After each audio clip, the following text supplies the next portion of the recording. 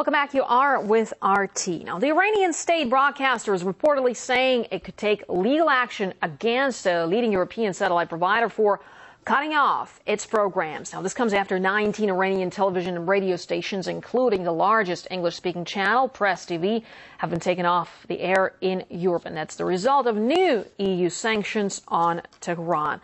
Well, the latest measures are aimed at pressuring Iran's government to be upfront about its nuclear program.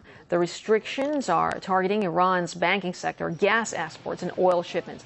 Tehran says the regulations won't affect the country's economy in the long run, but will hurt ordinary people.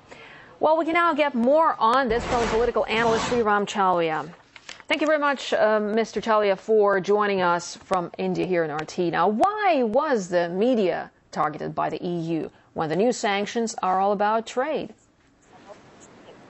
Well, this is part of a war that's going on, an information war. The UN Secretary General himself, not just the Tehran government, has said that the sanctions are hurting civilians and ordinary people in Iran.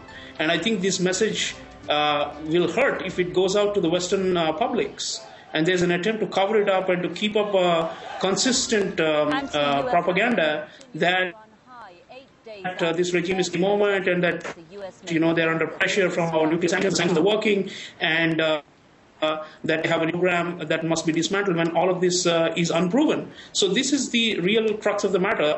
Telecommunications, satellite information is now very much thrown into the mix of this info war that's going on between the West and Iran. Well, it's interesting, though, what the real motives of the Europeans are here. I mean, the question is, are they really interested in negotiations with Iran? Because as we know, right before the sanctions hit, Iran said it was ready to limit higher grade uranium enrichment. What are your thoughts on this? I think the West, unfortunately, is not interested in a solution. They want to keep this pot boiling, short of war, or if the Mitt Romney campaign were to have it, even war. So I think they're disinterested in solutions. I mean, the real solution is no sanctions, no war. We want dialogue. Here in India, most of us feel the same way. I mean, this is totally unreasonable, the kind of pressure that's being exerted on a country when it's the allegation that it's developing nuclear weapons is not even proven or close to being verified.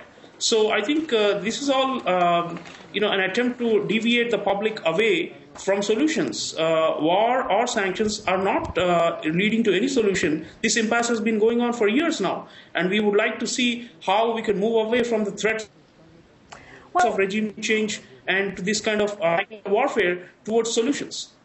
All right, let's talk about the effects of sanctions, the possible effects of sanctions on Iran. How big an effect do you think it will have on Iran economically? Well, the currency has been going through lots of upheavals, and the price rises have also been considerably high. The sanctions probably have definitely play a role in these outcomes.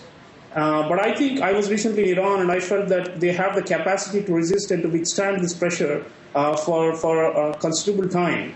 And I don't see them caving in or crumbling in front of this. And India continues to import oil from them, although it's been slightly reduced. So do other Asian customers. And I don't see why everybody should follow the line of the West, which is, simply one way, which is to try and railroad the Iranian regime to submission.